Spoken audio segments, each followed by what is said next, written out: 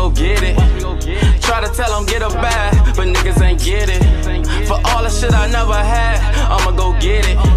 These niggas ain't with me, remember them days when I ain't have a penny. Remember them days in the slum we were robbing and clutching the semis. Yo, what's good, YouTube, man? It's your boy CL Flick. Welcome back to Stoner Light TV, man. If you're a stoner, this the place to be, man. Y'all know my name is Lean Coach, it's weed. Everything's on me, man. We back at it again. What another?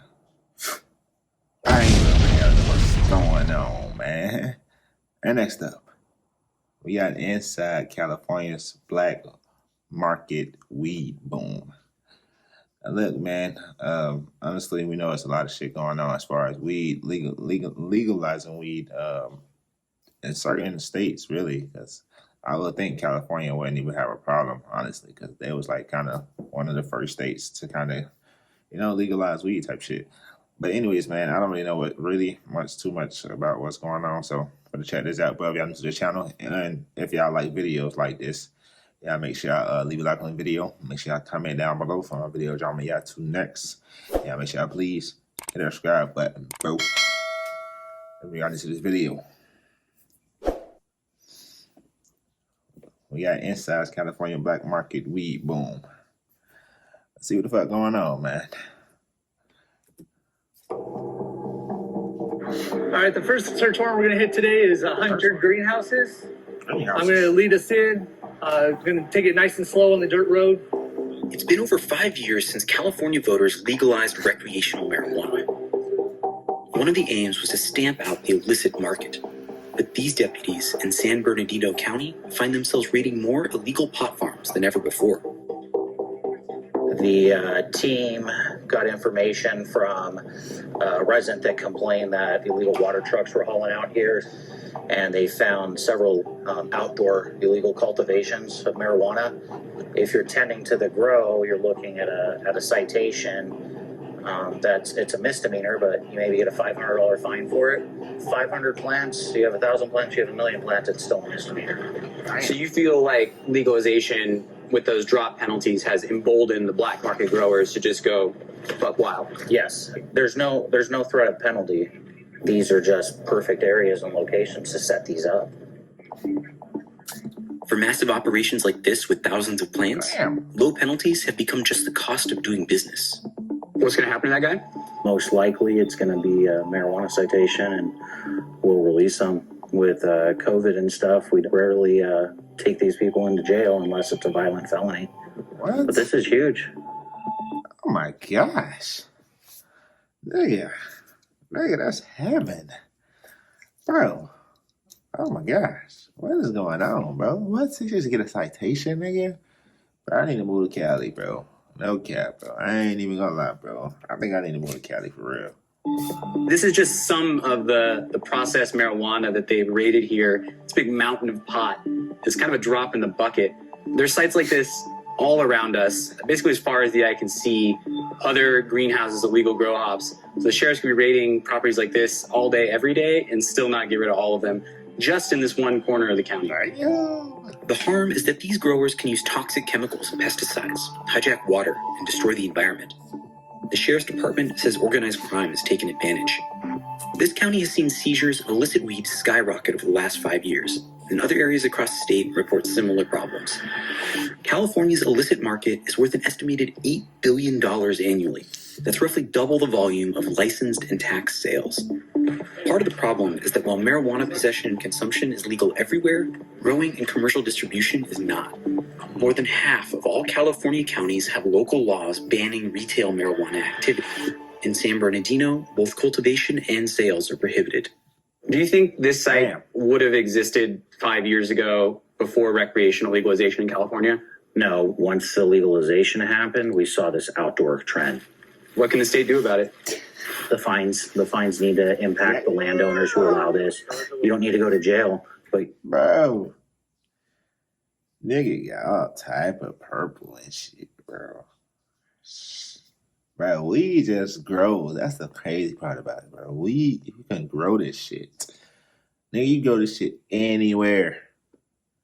Anywhere. the fines need to impact the landowners who allow this. You don't need to go to jail, but your crop's worth $1 million. Yeah. You owe us $500,000 to the state. Do you feel overwhelmed by this problem out here? I'm driving my own joint trying to look at they shit. Man. I got a medical card. It's very time consuming. Some of these grow sites in about 3 to 4 months are back up again and running because the repercussions aren't there. So they just go back in business. Talk about whack-a-mole. It is whack-a-mole. Damn. Illegal grow operations aren't just springing up in the California desert. Follow me. And here we go. This is where the magic happens. And See, I don't be liking shit like this. It's not that I don't be liking it. It's like I don't get it, honestly. It's like, nigga, you just left from talking to the police. Why the fuck would I show you my girl house, nigga? You literally just left, and it's going on Vice. Like, nigga, that don't make no sense to me. these plants are illegal in the eyes of the state of California. Correct. When we walked in here, you would have no idea that there's a grow operation going on here. It's super discreet. And that's the point. This grower, who asked to be identified as Doc, operates indoor grows. Like, nigga, I could low-key tell how the hell your big ass look, low-key, if I'm the police. That's all I'm saying. The suburbs. He's been working illegally for 2 decades, and he says the business is better than ever. Now that legalization has gone up, we've seen a rise in the amount of weed that we're selling in the neighborhood.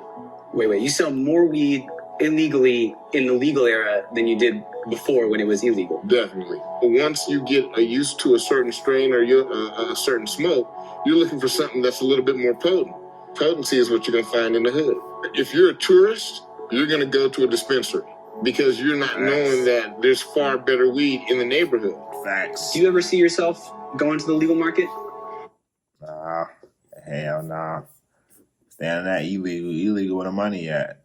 No cap. I've been wanting to go to the legal market, but if it doesn't happen, I'm not going to be upset because I'm going to keep doing what I'm doing. You know, you've got people that aren't even from Los Angeles coming in and raking in huge profits from a business and an industry that we created. We created this. They didn't create this. One of Doc's new competitors in the underground market calls himself Dank. He told us he invests in legal grows, but he also bankrolls this unlicensed farm. Yeah, you can just see how. This nigga show his whole face, nigga. He don't give no fucks. Yep, this is me. I'm Bank. You guys want to come over here and check out my illegal growing? How tight the buds are coming up. There's not a dang. lot of spacing on the plant, which gives you a higher yield. These buds are a little dense too if you squeeze them. Oh yeah, it's sticky too. Yeah. So really sticky, high resin production. This is the good stuff right here. Dank says an eighth of his dispensary-grade weed could sell on the street for half the price the store charges. It's so cheap because he's not paying taxes, and neither is the consumer. If this were legal, how much would you be paying towards taxes? Legal, I would probably estimate tens of thousands of dollars annually. They're blocking out so many people in the market that want to participate. How much do you expect to profit from it right now without it being legal? About $100,000. People have told me they perceive me as a criminal for doing this. And, you know, in many instances, it's just operating without a license, just like other businesses that are just trying to get started in an industry. I mean, do you feel like a criminal when you're doing this? No, morally, I'm not, I don't feel like I'm doing anything wrong. Not at all do I feel like a criminal. I just think it's just they're consistent. It's good weed. Even those who've been able to break into the legal market complain that the system is broken. Elliot Lewis runs a chain of dispensaries in Southern California, but he's struggling to compete with unlicensed dealers. How profitable in reality is it to run a legal cannabis business in California right now? It's not profitable at all. The store we're standing in right now is still in the red. It's losing money. That's crazy. You're losing money running a legal cannabis store. Yes. The only way we're able to survive is we're running a really, really low corporate overhead, and we have a few stores that are profitable, right? Some make a tiny bit, some make a little bit more, but when you're in expansion mode, it's not really anything that's significant with all the taxes and the regulations. Well, your ass need to stop expanding, then. You ain't got the money to expand, bro. Very, very hard to squeeze out any profit, and there's really no large amounts of money to be made in the industry right now.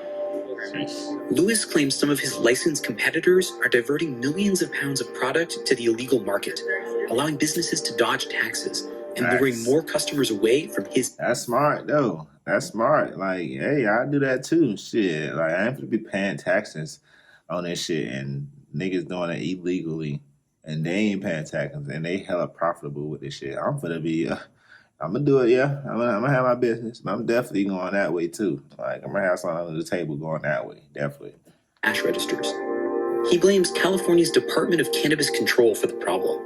And late last year, he sued the state for failing to take action. We're taking you to court. We're getting a fucking injunction. It's Catalyst with the industry on our back against the state of California. The idea of the lawsuit is to embarrass the shit out of them, right? So their program is an abject failure, and they want to put their head in the sand and not admit it. Attorneys for the state call the lawsuit uncertain, ambiguous, and unintelligible. The case is still playing out in court. But Lewis isn't alone in his complaints. Last month, a group of marijuana business owners sent a letter to Governor Gavin Newsom warning that the industry is collapsing under high taxes and competition from the illicit market. In a statement to Vice News, the governor's office acknowledged that the current system is not perfect and said, quote, "The cannabis tax structure is presenting unintended but real challenges for components of our legal market." Some parts of California are trying to bring people who were once outlaw growers into the legal marketplace. Ryan Brown served 5 years in state prison for a case that involved marijuana charges. He qualified for a social equity program that moves people affected by the drug war to the front of the line for marijuana business licenses. In my mind, I'm a felon. I've been to prison. Not in 100 years would I thought that I would be able to own a dispensary or have anything to do with legalized marijuana. Not for 100 years. But the system is not working as intended. Of the 205 verified social equity applicants in Los Angeles qualified to run retail shops, only 38 have actually managed to obtain temporary licenses to operate. It's harder than people actually think, because to actually get your license, but you have to have a building within Los Angeles City, not to mention the taxes, It makes it almost impossible to operate, especially for somebody that doesn't have a bunch of money even to get started. Mm-hmm. How much of your own money have you spent trying to get this off the ground? 30, 40, 50,000, something like that. And still not able to operate and see any returns off that? How's that feel? Humiliating. Yeah. Does it ever make you think about going back to the illicit marketplace? Definitely. Step in any day. I'm gone. Fuck that. I'm gone. All right, that was a little quick one, man. Y'all let me know if y'all like videos like this, bro. I'll check out another one, bro. WR, man. I have a lot of more videos like this, honestly, man. But yeah, that's it for the video. Yeah, make sure y'all like on the video. Make sure y'all comment down below for my video I may add to next. And make sure y'all please hit the subscribe button, bro. And we out, man. Starlight TV.